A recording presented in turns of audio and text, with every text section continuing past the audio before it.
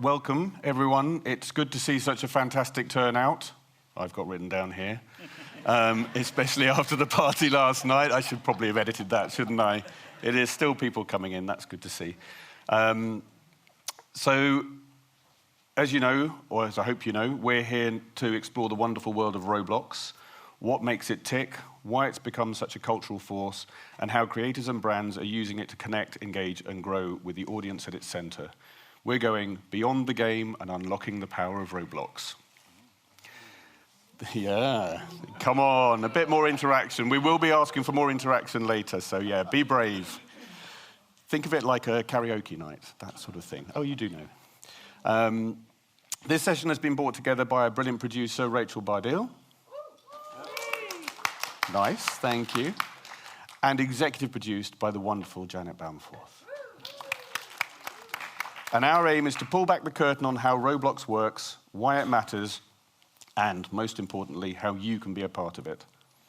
Whether you're an indie creator, IP holder, or brand builder, you'll walk away with a clearer picture of how Roblox can be a powerful tool for promotion, audience engagement, and even revenue, becoming a dynamic part of your brand ecosystem. We've got a stellar panel to guide us through this.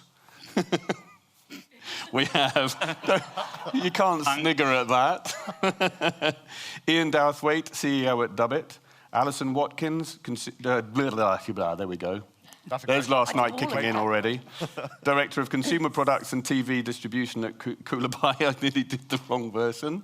Alvin Hussey, Senior Business Development Manager at Super Awesome. And Delphine Dumont, Chief Commercial Officer at Banijay. Each of them will share a bit about their relationship with Roblox, along with real-world insights, case studies, and tips to help you navigate this space effectively. Now, I'm going to assume most of you know roughly what Roblox is by now and how it works, even if the finer details might be a bit hazy. That's where we come in. But just in case, here's a quick refresher. And I've literally updated this morning because the numbers were so out of date, even a month on from when I did the first draft. It's crazy. So Roblox is a global online platform that launched in 2006, built entirely around user-generated content. It allows users to create, share, and play games known as experiences, using its own engine and scripting language. To its 380 million monthly active users, mainly kids and teens, it's far more than a gaming platform. It's a thriving virtual universe where they hang out, socialize, attend events, explore, and build their own games. To paraphrase Stephen DiPianco, who knows Roblox landscape pretty well, and I'm paraphrasing because I've updated his numbers since then, Roblox is a social platform, not just a game hub, with 600 million friendships formed on the platform every month and 7 billion monthly experience hours spent with friends. Roblox isn't just where young people play games, it's where they hang out, they chat and build communities, and the games on Roblox double as virtual spaces. You're not just playing, you're talking, cooperating, sharing strategies, or just vibing. Voice chat, text chat, team mechanics, they're all part of that experience, and special in-game events can bring massive groups together at once. If you still think of Roblox as just for kids, you're missing the bigger shift. UCG, user-generated content, is all about merging gameplay with social connection. So says Stephen. So if you're still a bit unsure about Roblox by the end of this session, then we've probably not done our jobs properly. But don't worry, because we are here to help. You can find us afterwards, and Rachel and I do this in our industry as a job, so you can always find us and hire us. There you go. Oh. There's the sponsor plug. There you go. That is what we're here for. Okay, let's get started.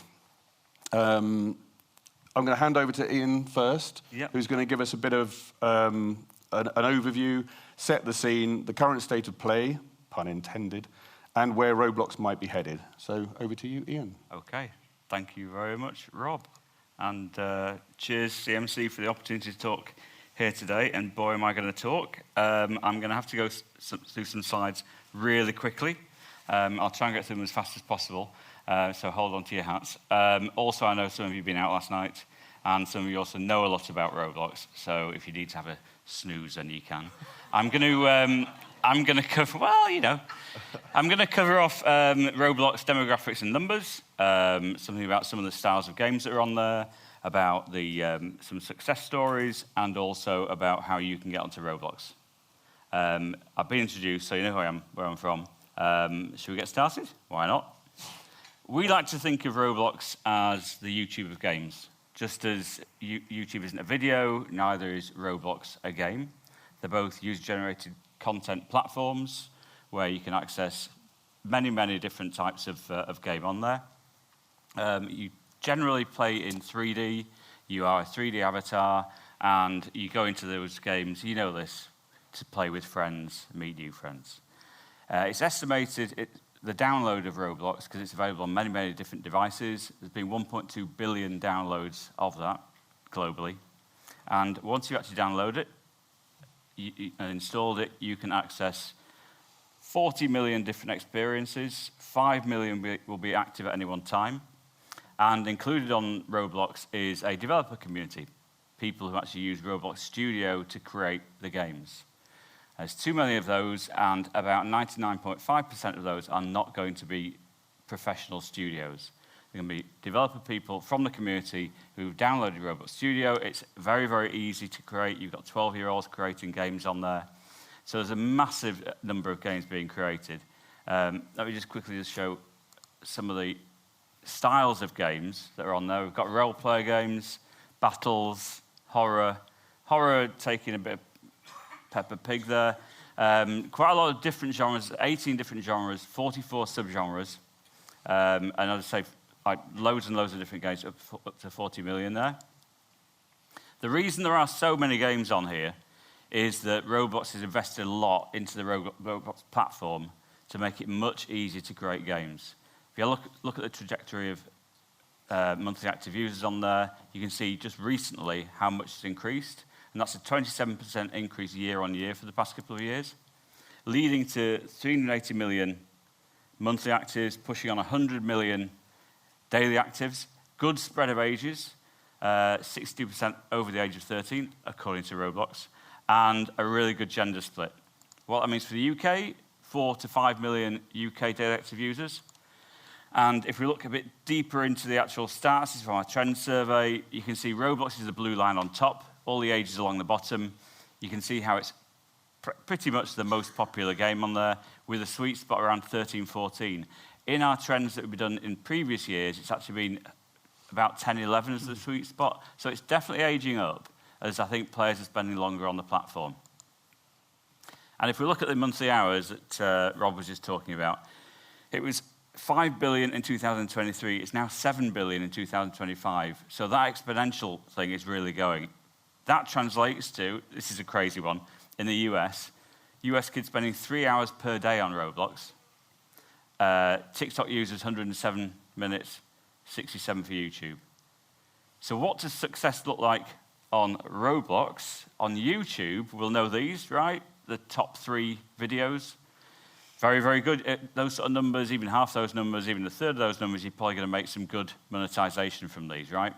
If we have a look at Roblox, some of the plays of the Roblox games, Brookhaven probably been the biggest. That's 4 times Baby Shark.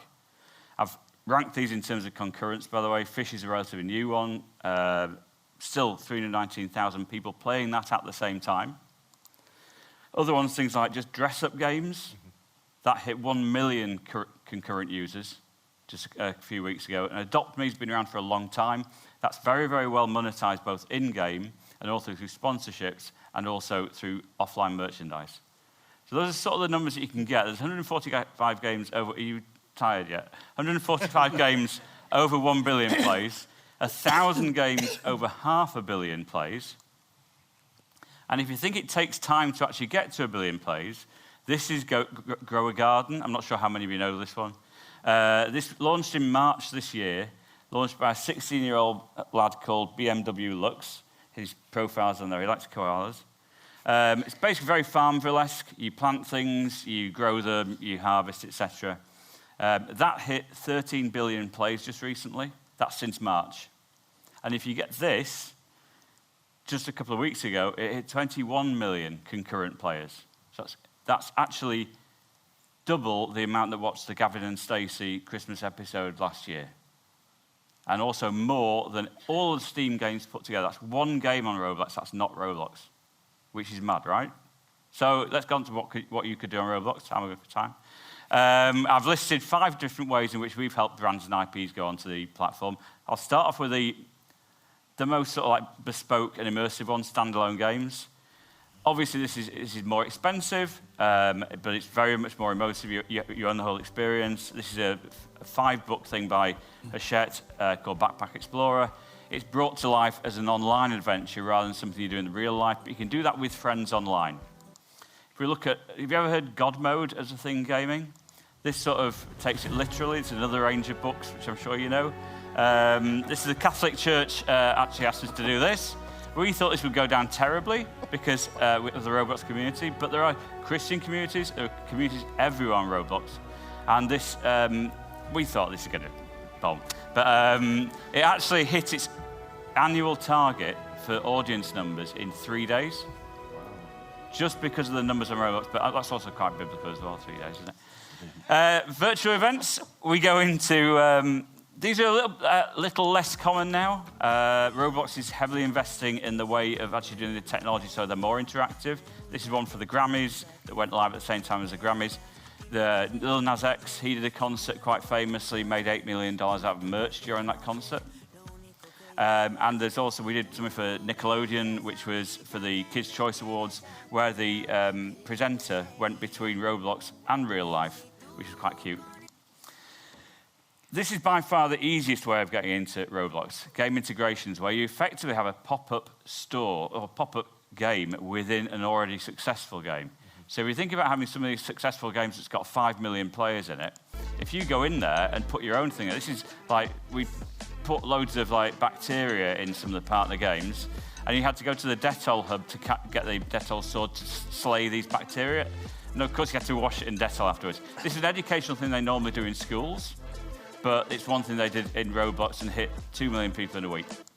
Again, it's all about the numbers, and the integrations are great as well. I'm sure you come into this. Just simple activations around, say, a launch of something. So this was the new series of Stranger Things that went into the H&M game, and you had to deliver pizzas. So it's a more immersive way of delivering a message. You can have billboards, you can have interactive billboards. One of the things that we are finding more and more now is brands seeing Roblox as a retail store. Immersive retail. This is the most boring video you're going to see all day, but it shows you how you can be in a Roblox store, say for Adidas or for DKNY, and you can actually try on the thing digitally and then buy it in real life. And with some of the research that Roblox have done is that 84% of kids who try something on digitally will buy it in real life, which is mad, right? And obviously, digital merchandise is very, very important to kids. I'll just cover this off. Am I right for time? 1 minute. Great. This is the cheapest way of going into Roblox. You have your own range of merchandise. If you've got a YouTube show, your own brand or whatever, you can have like merchandise that kids can actually buy, or you can give away. This is a chain we did, sold out for $10,000 to someone in 60 seconds. There's a lot of real opportunities for making money in there. But also it's a question of driving traffic to an experience as well. People really want to get hold of this sort of stuff. And Roblox players do love this. Last year they bought 2.2 billion avatar items. They made more out of fashion than Dolce & Gabbana. And putting Roblox and Fortnite fashion together, they made more than Ralph Lauren globally. $8 billion. So there are many, many ways of getting into Roblox. From the most expensive, which is a standalone game, but it's not as expensive as creating an animated miniseries. It's much, much cheaper. It's much quicker. You can get in there and grow a brand. We think that one of the next best brands is going to come out, so a Bluey or a Paw Patrol will come out of Roblox and start out as a game. Mm-hmm. So thank you for your attention to this message, as Trump would say, and I'll hand over to Rob. Wow. That's good content. It's quite amazing, isn't it, those stats? Everyone still awake? Good. Well, I'd like now Thanks, Rob. Stat overload, I meant, not Sorry, you. okay. Let's turn to Alvin, the Senior Business Development Manager at Super Awesome, who will hopefully be able to enlighten us further on how to enter the Roblox space and make it sustainable. So, Alvin, as we've just alluded to, or Ian has just alluded to, many brands are still unsure where to start. It is confusing, that landscape. There's a lot you can do. There's lots of ways to get into it. It's whether to build your own Roblox experience from scratch or start with UGC. What factors should determine that choice, and how do you avoid wasting money? So, first of all, those numbers can seem quite intimidating. They're quite overwhelming. So actually, just put your hand up. Who's actually played Roblox in the last month? Just put your hand up. Great, there's quite a few, but I see okay, great. But I see a lot of people who haven't played Roblox in the last month. So I would say step number one sounds really obvious. Just go on Roblox. Play around, play the game experiences, understand the platform. And then I think the key thing is to work out what your objective is. I think when the metaverse hype really kicked off during COVID, I think there were a lot of brands who kind of jumped on the bandwagon. And they created all these games, and I think they end up very quickly became these empty amusement parks where they weren't really fun and they were a bit pointless. And I think what it came down to was people just want to jump on the hype. I think you need to think about what are your objectives? What are you looking to achieve? Is it about creating a long-lasting experience? There's a lot of phenomenal IP games in Roblox. Warrior Cat's a phenomenal example where that's an always-on proposition. That isn't there as a one-off hype piece. However, there's nothing wrong with doing a one-off cool event, like Ian said, in a really popular Roblox game. So I think it's just taking a back step and work out what are your main objectives. And that's not as easy as, it makes it very easy for me to say that. And then from there, I think the easiest and quickest way to do this is by working with an expert like Super Awesome, who can help you understand the platform and understand not just Roblox, but outside of Roblox as well, just to understand what is the right strategy. The other thing I would say is I see the brands that do it incredibly well, like the ones you just showed Ian, are the ones who don't try and force their way in to Roblox. I think it's quite easy. I think it's very easy for many of us in marketing or in IP. There might be a point where we're seen as bulldozing or forcing our way into these platforms. I think it makes way more sense to integrate within these pre-existing environments and communities. I would recommend any of you in the room go on Roblox. Don't do it right now, but maybe tonight, and have a play around, but also search for similar IP that you have. Or search for IP that's really popular and search for IP that isn't as popular, and understand what they're doing, understand what's popular. I was playing Warrior Cats last night. I played How to Train a Dragon. That's probably my favorite Roblox game at the moment. And understanding that. So I think that's really important, because I think it's really easy to get swept up into the hype and get swept up into, I'll have to build a game from scratch. And sometimes that isn't always the most effective use for your IP. You probably are going to create a lot of wastage. So I would say if you want to minimize wastage, the quickest thing to do is work with experts. Find out the people who are already working in these digital spaces. And another way to look, I always think of Roblox as the next iteration of these creative systems that were led. I think for a long time, if you're a kid and you want to get involved in an IP, it was just TV. And the fragmentation, the fandom or your attention was quite focused. Now it's very hyper-fragmented. There's so much platform to devices that are competing for attention. But the other flip side of that, there's massive opportunity now where kids and teens and older kids now can get really involved and celebrate their fandoms and discover new fandoms through these really cool immersive platforms. Like Ian said, the amount of hours 3 hours a day, it's very rare you would have, unless you've got someone who's binge watching a bunch of episodes, how often will you have it where someone spends that amount of time with your experience? And some of these games, they're getting, I don't know what Grow a Garden, the average game length in, but I think it's more than 15 minutes, half an hour. That's a huge amount of time someone is spending. And if you imagine back in the day, if you were to create a video game of your IP, how long would that normally take? I mean, if you work with Outright Games who are phenomenal at what they do, it definitely takes more time and more resources and effort than it would be to create a game in Roblox. Yeah. So yeah. Brilliant. Yeah, I think your point there about having a clear idea of why you want to move into Roblox Yep. and what you want your end result to be is absolutely crucial to getting the best out of it and not it becoming a money sink, Yep. which it can look like because there are so many opportunities in there. Delphine, let's look at the new business models and the digital-first IP that you work with as Chief Commercial Officer at Banijay. So I'm going to start it as a sort of a two-part question, really. Banijay has traditionally scaled IP through TV. Now you're testing Roblox. How does that change your business model and approach to IP development? And how do you pitch ideas internally? Plus, you've increasingly piloted brand experiments in this space. And can you bring a few of these to life for us and explain how you measure success in early-stage Roblox development, which I think is key for people to maybe understand it a little bit better? Yeah. So at Banijay Kids and Family, we are our setup is historical, right? We've been here around a lot, product of mergers.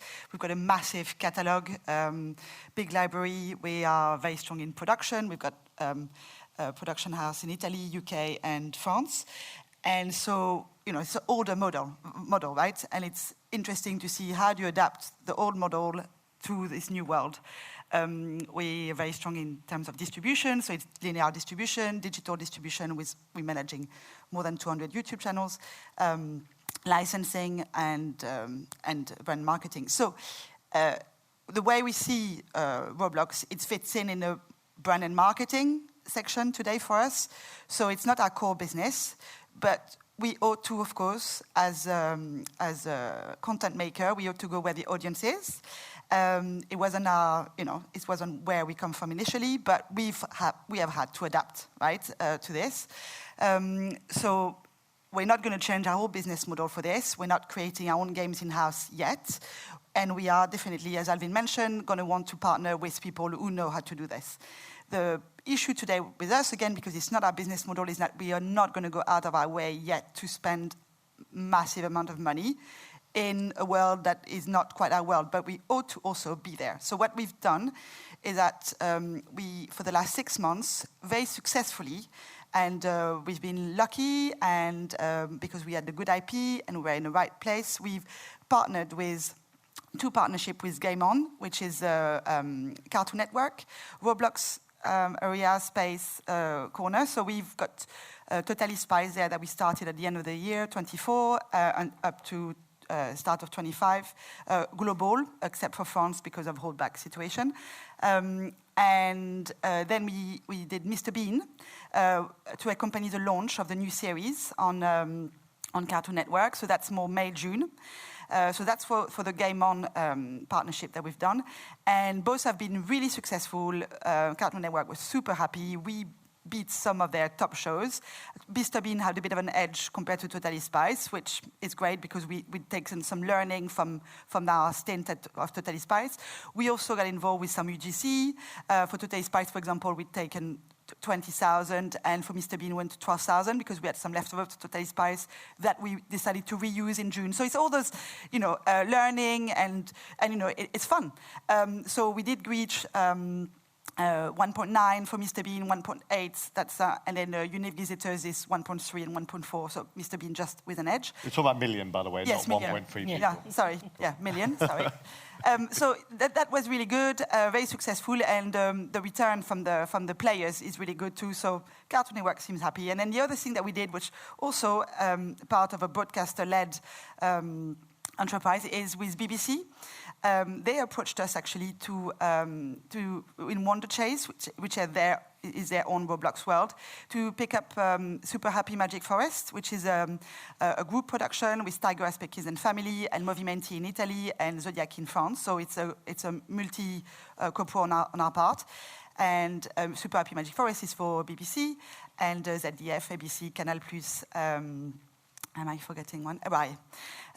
So it's a classic co-production, and so anyway, BBC took it on and put it on since October. So that's been running for them since then, and again, great result. We don't have as much visibility in terms of numbers, but they're super happy, and BBC has helped us on all the creative, the same way that Cartoon Network did all the creative as well, and we chipped in. So yeah, so it can be done. Mm-hmm. That's our first step. It's probably not where we're going to stop, but it's really nice once if you have strong IPs. We've tested before, we've looked at Today's Spice, Mr. Bean. Was there some appeal, from the Roblox world? Has there been some games UGC created, So anyway, that's what we did. And next step will probably be to invest a bit more. Yeah. But we need to make sure that we risk adverse, right? So we need to make sure that the investment is going to be... Well, like Alvin alluded to there's a lot of different ways in, and it's finding the right one for your IP, for the way that you want to do it, and what your end goal is for that particular show or that particular brand. So You don't have to go in all guns blazing from day one. You can go in, you can start quite small. And even like UGC items, I think we found, the average user on Roblox changes their avatar, 8 times a day. Which is, imagine changing your clothes 8 times a day. That sounds like an incredible, but and also that shows you, I know a lot of the football clubs on Roblox do some really cool stuff with their football shirts, because they know it's a great way of promoting football teams, so that's a big part of discovery now, for younger audiences now, is actually, I'm going to support, I don't support anyone, by the way, so I don't have any preferences, but, let's say Man City, boo, cheer, whatever. But like Man City have got their kit in there, and then that's a way of celebrating and aiding that discovery. So I find that, anyway, very interesting. Yeah, it is. Yeah, I think it's important not to go in all guns blazing with a huge game. I think it's important to bring the community with you on Roblox. It's absolutely critical to make sure that they feel as though they're part of that development, and also having updates along the way. If you just go in with everything and then you don't update it, a lot of the ways of driving traffic to your game is to have update in square brackets after. That actually brings them back time after time. Well, that's a brilliant segue to Alison. Yeah, and I think what's really important about understanding the role that Roblox plays, and we, as an industry, we do love a buzzword. We've all been part of a flywheel or a brand, and actually, for us, and the children's media conferences, be where kids are. And as our audience is moving to make their own decisions on where they're consuming content, it would be old-fashioned to just sit here and say, oh, but I don't know what that is. And I think to Alvin's point, I am not of a traditional gaming age, and I borrowed a 12-year-old to just sit and teach me how to, they were family related. I was just going to say, so safety precautions were in place. To just teach me, because I didn't know what left and right, because I'm not a gamer. No. But I had to understand it. And, Warrior Cats, we're very, very lucky. Warrior Cats is a book-based property. So it's not about transferring people from watching it on screens, but we have a significant fandom.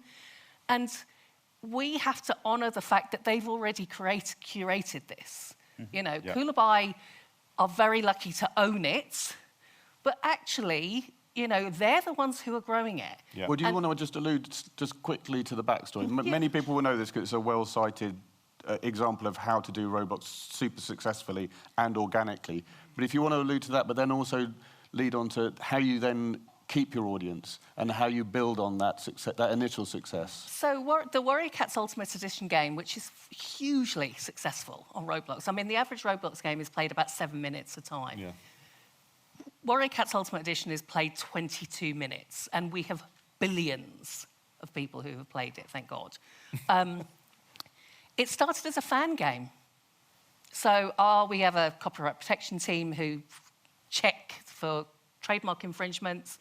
It got flagged up. We had a look at it and went, this is brilliant. So we contacted the company, who obviously were shaking in their boots because they thought cease and desist was coming. And we just said, we'd love to work with you. We'd love to make you official. You're operating in beta because you're trying to fly under a radar. We think this is brilliant. We want to do more. Obviously, we didn't know he was 16 at the time that we went into our commercial arrangement. That was interesting. In his parents' garage on the back of Orlando. Yeah, what were you doing before this? I was working in Walmart. It wasn't head office. And so, but that's actually where the talent is. And I think what's really important when you're looking at Roblox is, in traditional media, the way we used to do it, you deliver to your broadcast platform, and that you're done. You have a wrap party and you all move off into the next thing.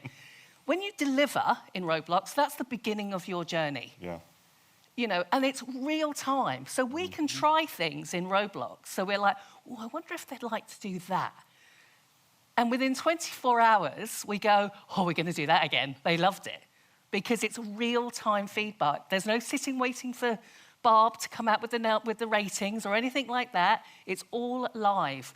And to the point about you don't need to do it all straight away, is why would you? You can fly the plane as you're building it. Because there's real-time data, research, feedback. The audience will tell you what's working and what's not. And so the need to, it's like, you know, going back to the old Tamagotchis, you know, you've got to keep feeding them, otherwise they'll die. And that's the important thing about Roblox, is you have to keep delivering for your audience. So its growth potential is significant because it just keeps growing. So it's not, well, everybody's been and they've played it and they move on. It's not a passive transaction. You know, so, you know, they go in, whether they, you know, we've got a mixture of players who want to just be a cat on their own and just go off and have fun and do their own thing, or massive communities. I think what it does as well is it brings you much closer to your audience. Yeah, much closer, because it's immediate, and you're seeing what they're enjoying or what they're not enjoying, and you can tweak things constantly, reiterating all the time. I don't know, we should have had some sort of, you know, game of beer pong to say how many times we say the word community up here. But community is a really important word here, because it's also, you have to be authentic. And particularly with that audience, you know, and, you know, that 13-year-old, and anybody who's come anywhere near one, I mean, they can spot BS a mile off. I can't believe I didn't say the word out loud. I'm very proud of myself. My mother will be delighted. You know, they can spot it coming a mile off, and they won't be sold to. And that's the point about the experiences within the platform. You know, if DreamWorks had done a How to Train Your Dragon experience that was literally just an ad in Roblox, nobody would have engaged with it. But they've made it a proper experience that somebody says, I will invest my time, and I know I'm being sold to, but I don't mind because you're giving me something back. And so, you know, Roblox for us is a way we continue to engage with our community. What we have seen, the entry level for reading of Warrior Cats is like 9, 10. It's Game of Thrones with feral cats, like with hardcore. There's no cute and cuddly. But we saw sort of when we started on Roblox 5 years ago, you know, 7 and 8-year-olds who were getting involved in publishing that never used to appear in our research stats. So from a brand building point of view, it's been phenomenal. You know, and also the role that UGC on YouTube then plays. Yeah. So, you know, there's lots of UGC Warrior Cats content, because we've got a very creative fandom.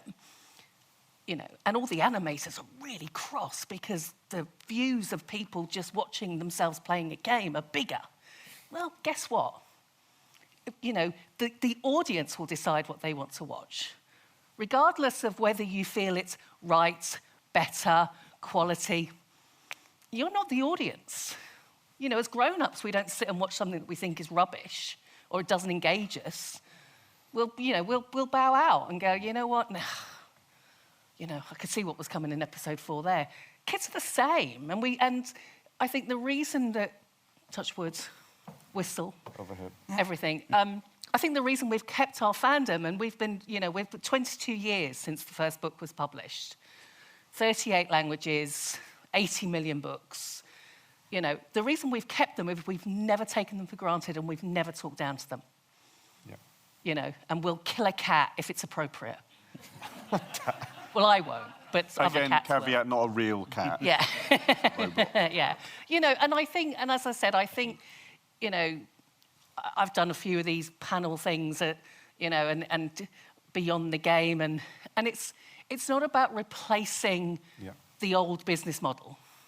It's actually saying, this is the new world. This is where our audience is. I've got a brilliant idea, target age of 5 to 8. Well, guess what? Most of them are going to be on platforms like this and not in the places where you'd normally find them. And also, not in those kind of numbers. Yeah. You know, listen, discoverability is still an issue. When we all moved from traditional television into streaming, discoverability was how do you get kids to find it? And that's where, as brand builders, IP owners, it's our responsibility. You know, as I said, when you deliver something, is the beginning of your job. Because you've got to help people find it. Yeah. You've got to go out there and navigate it. You've got to make it compelling that kids will find it. And playground currency of kids talking about it. That is a real thing again, because of the community-based thing. There you go, I used the word again. But because they are going into these experiences in Roblox to hang out with their friends, it's almost, the game playing is almost incidental some of the time. It's the thing that brings them together a lot of the time. They're going in there for that social interaction, and that digital playground, if you want to call it that now, that currency is... It is, the word spreads like wildfire if something is good. Those numbers that Ian alluded, the way they get picked up so immediately, but also the way they can drop off immediately as well if you're not being authentic in there, or if they feel they're being sold to. It's immediate. They know what they like and they know what they don't like. So, yeah, it's absolutely key. Thank you for that. Yeah, and I think as also as brand owners is being, I mean,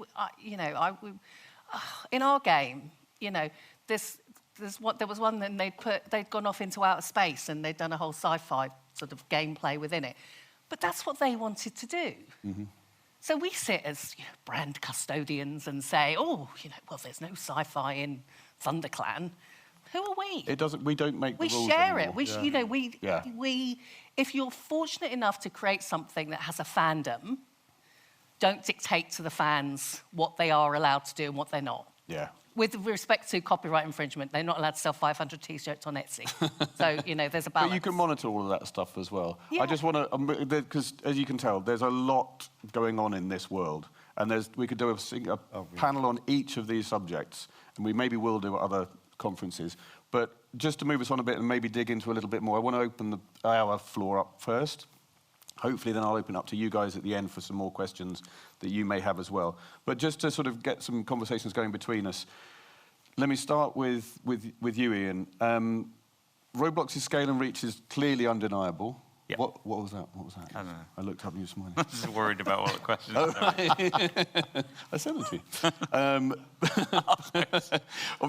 The scale and the reach are undeniable, obviously, as we've alluded to here. But with a young audience, concerns about child safety and screen time come up fast. How do you design experiences that are both engaging and developmentally appropriate? I'm glad I wrote that word down. and what does responsible play look like in this space? That's a very wide-ranging question on a very sensitive subject, but... I think one interesting thing that Dave Bazuki, who is builder man, the guy that runs Roblox, said, is if you're not happy with your kids going on the platform, don't let them on. On BBC News, yeah. Yeah. And I think that's fair. I think there has to be still the element of parental consent. And obviously we've been doing this for 25 years. There's never been a perfectly watertight way of protecting kids from bad actors. Yeah. So we have to make sure still that parents are able to do that. And I think the good thing with Roblox is, compared with doing an app or something, all the hygiene elements within Roblox about protecting kids are already there, which makes it a lot cheaper to build on. You've already got basically that strata of, parental consent. For example, under 13s, you cannot advertise to under 13s on Roblox. So they've done this sort of thing already. But to play devil's advocate, we know that an under 13 is going to go into those games regardless. They can't. They won't see them. So what happens with an advert in a game, there's an API that if we... And this has been hard work, because if you're doing an advert based targeted at kids, say for Transformers, and they're under 13, they can't see that ad. They're not allowed to see it. Well, that's with regards to in-game advertising, like billboards and video billboards. So if you registered as under 13, you physically will not see it in your game. However, there are still ways of, for example, we did a thing with Transformers, actually, for Transformers. By the way, anyone seen Transformers 1? Highly recommend it. I think it's the best Transformers film of all time, my personal opinion. But anyway, and we did an integration with a driving game called Drive World, where it's very modern day, but the idea for like a short period of time was that you could drive around Cybertron and you could unlock the characters. Very cool. But that any age group could access it because it was an experience. And we did a similar thing with Hasbro and Furby, where we relaunched Furby, and people could unlock. I think we had 4.2 million players unlocked Furby as a little BFF, which is very cute. By the way, everyone here knows what Furby is, right? Please tell me I'm not. I always wanted one for Christmas. Anyway, but quite old-fashioned. It is quite old-fashioned. Well, it's Furby's back. It's been back since last year. But what I mean, I think with safety, because at Super Awesome we're really focused on safety. It's in our mission statement, build a safer internet. What we do is, there's a lot of ways we go about doing this, making sure that when we are involved in any game development, probably working with people like Dubbit, is make sure that game mechanics are positive. We're not encouraging them to spend too much time playing the games. We are, all through positive reinforcement. I think our kind of thought process, same with YouTube and all these platforms, is younger audiences are going to be on these platforms, and I think we all have a responsibility to make sure they have a positive, age-appropriate, safe experience. Yeah. And there's lots of ways of doing that. And Roblox themselves have just hired, we were saying it earlier, Dr. Elizabeth has just joined from the Lego group to head up their parental stability section. So they do take it very seriously. They do. Yeah. I know it doesn't always seem that way with these platforms, but they do. They know it's their livelihood if they don't. So that's the audience. I was wondering as well, with Delphine and Alison, obviously, your experiences in Roblox and the brands that you're taking in there are kids-focused as well. How much of that responsibility do you take on board at Coolabye and Banijay? Yeah, massively. I mean, as I said, we find Roblox supportive and not naive to the fact that, kids can put in their own date of birth and become 13 quite easily. So I think we have to acknowledge the role that parents make, but also, kids don't want to be sanitized to what they are, and unfortunately, you'll never remove all super predatory behavior in the way that we can't in the real world either. So how we would expect a digital world to be able to do the same is naive for everybody too. I think for us,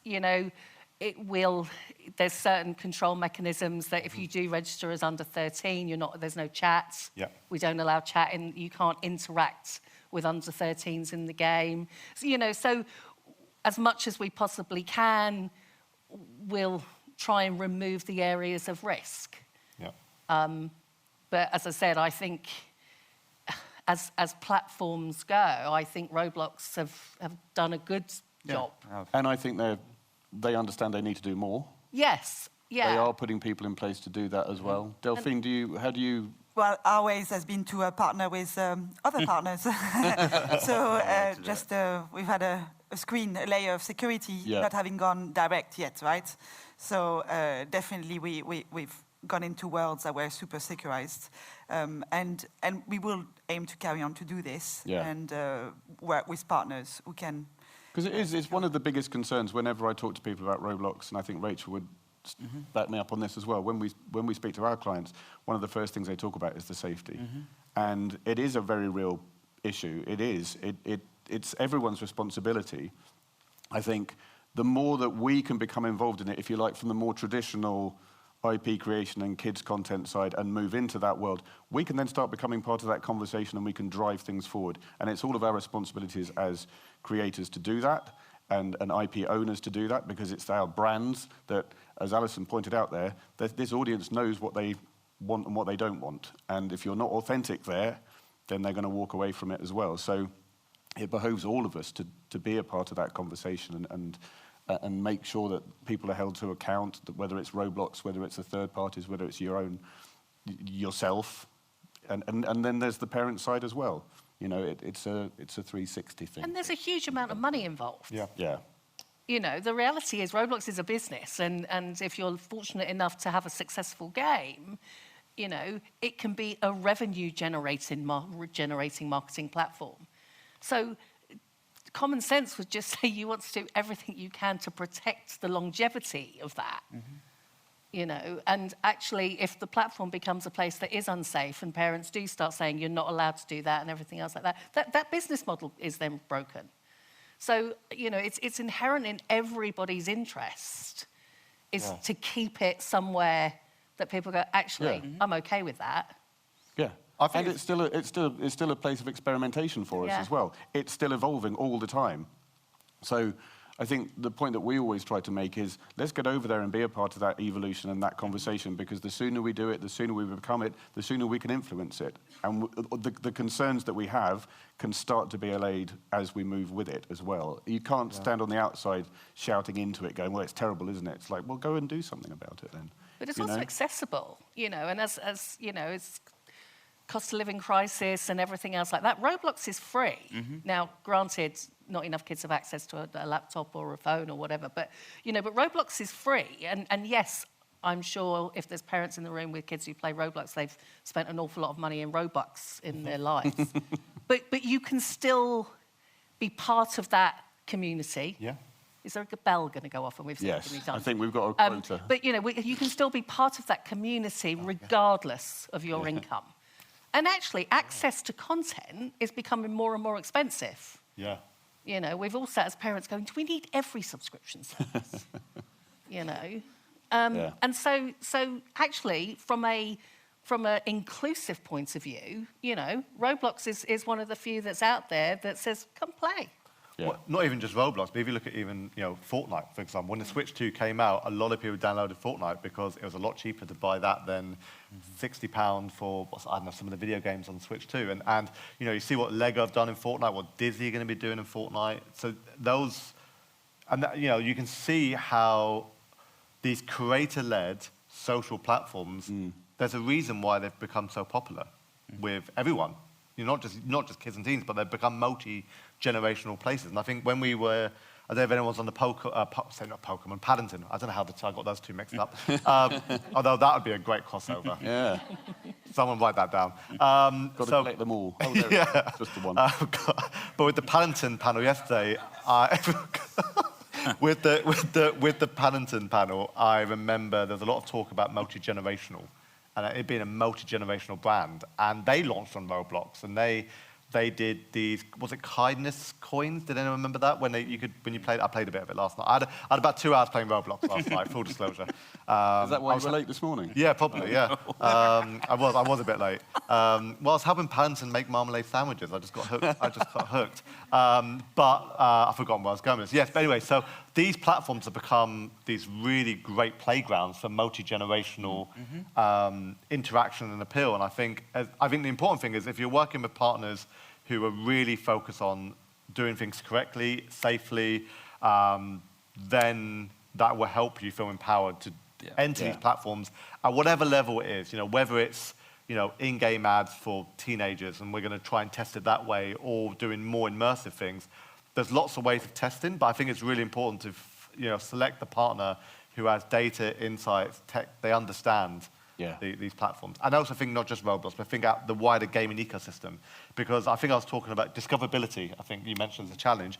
A lot of kids are finding about Roblox games, or even just how to play them, through watching YouTube and watching. Yeah, there's such a synergy between them now as well. They're Again, not a whole other subject here, but it's that world is something you need to be looking into.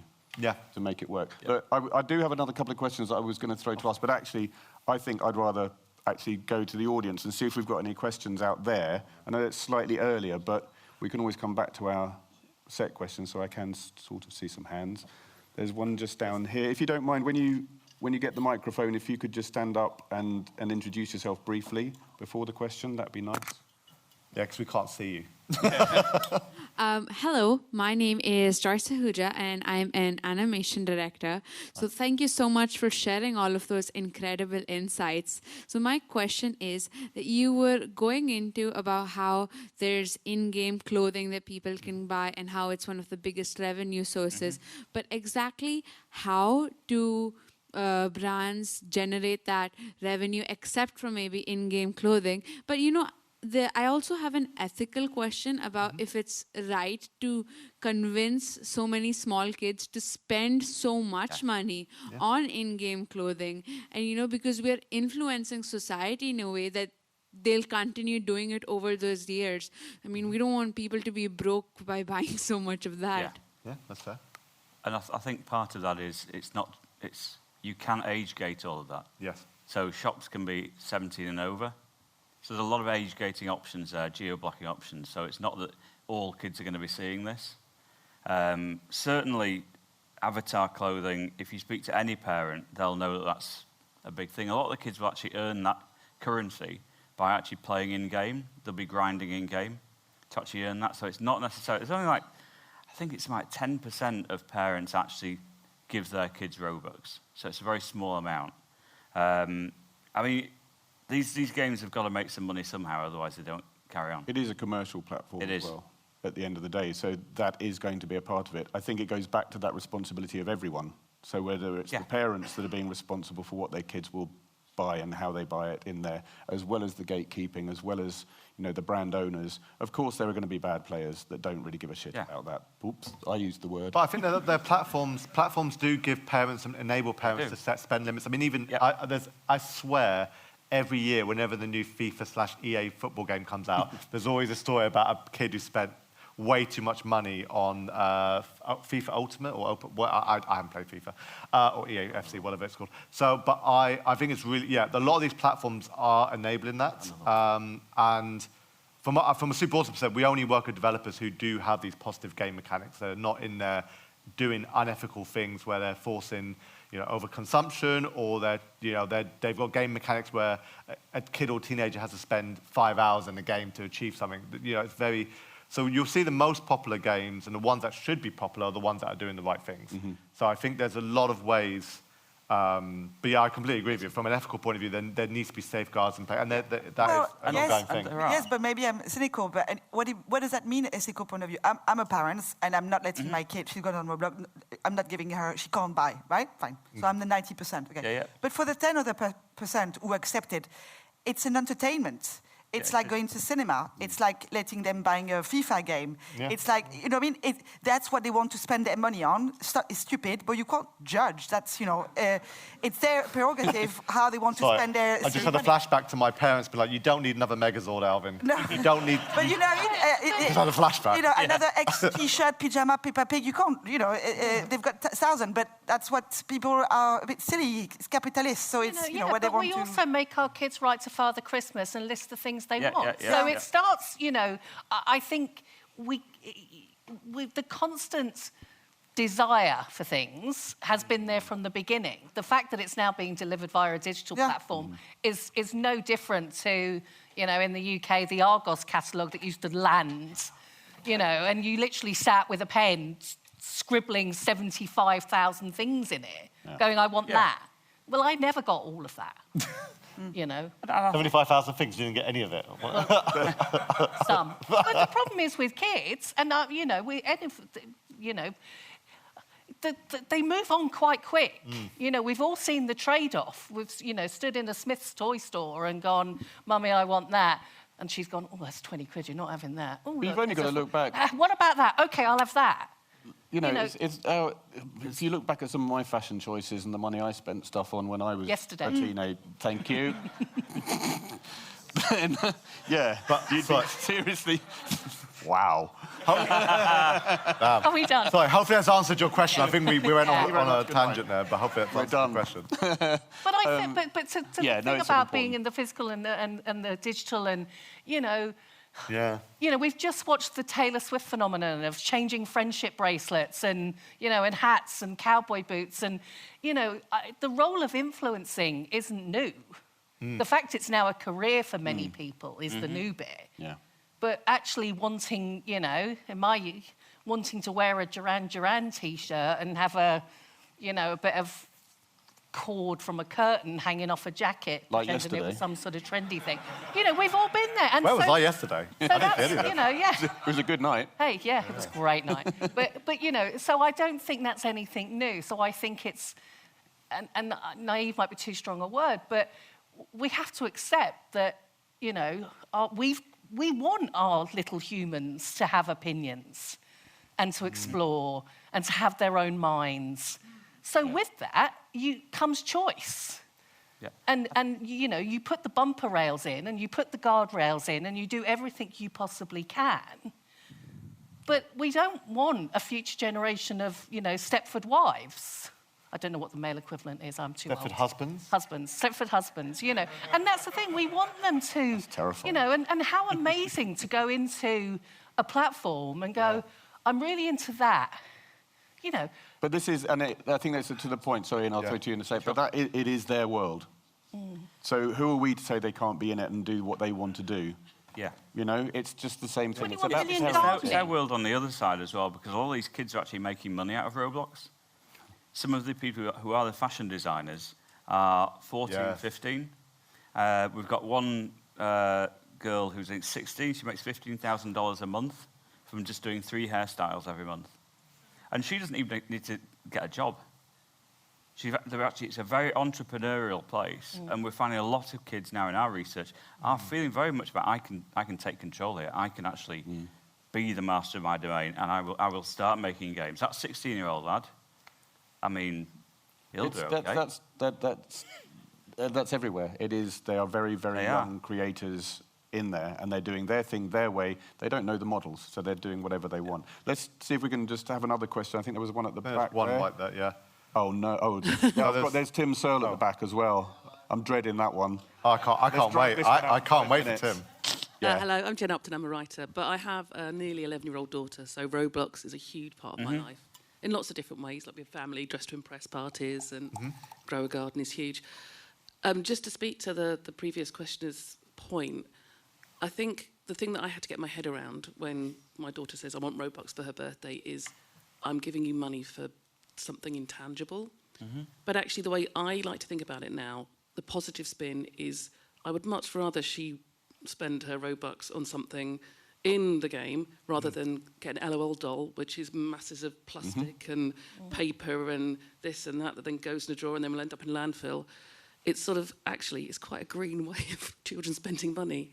It is. I think the more that kids spend online, the more their online identity is just as important as their offline. Like I was saying earlier about people online will choose clothes and then they'll actually look in the high street for it. So there's actually a real sense of, I don't think we actually appreciate just how much their online identity means to them. I think there's some sort of stat, and I'm going to get it completely wrong, but more than 50% of children that are in that social space identify more closely with their avatar than they do with their real self in the real world. Which you can look at as being frightening, that they can't be their real selves, or you can look at it that they're now able to express themselves in a way, the freedom that brings as well. Absolutely. Yeah. I think just to do a little hook, we've got a little fandom, super awesome fandom research. I think it's on page 57, I think it's 87. I think the Dubbit piece may be on 57. Anyway, whichever page that is. But yes, there's a whole thing about fandoms and how these young audiences are celebrating their fandoms. And I think you've seen this in family units. There's family fandoms as well. Your families as a whole are celebrating these fandoms. And I think there's different ways for discoverability and celebration of these fandoms, offline and online. And I think the idea that the two are so... I think I would say the one main challenge, or I think one thing we need to get past is the idea of it being separate. I think this whole idea of, you do digital marketing, you do normal, whatever, it's the same thing. To a younger person, it's so linked. And really of course I want to play a Roblox game. And of course, I play Fish, it's a great example, or Dress to Impress. Charlie XCX did a pop-up in Dress to Impress last year, but Dress to Impress, you can buy toys now, which is coming out in I don't work for the toy, but I know it's coming out in September. I want to get Tim's question in, because it's always pertinent, and he'll kill me if I don't. So be very quick, Tim. We've got 1 minute. Go for it, Tim. So make it quick. Okay, so first of all, 13, absolute nonsense. There's going to be kids who set the stage, without a doubt. And the other thing is, the obesity crisis in this country is huge. And would the panel, can I ask you, would you be happy for your kid to sit for 3 hours a night playing this game? So I don't have a kid, so it's an imaginary child. But what I think is really interesting, that's a great point. I remember hearing the same thing when I was a kid, and TV.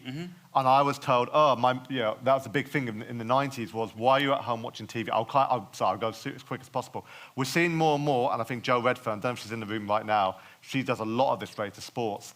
We're already seeing a lot of case studies where kids are playing games in games, and they're taking part more in sports. Golf, football, tennis consumption's going up because they're playing game.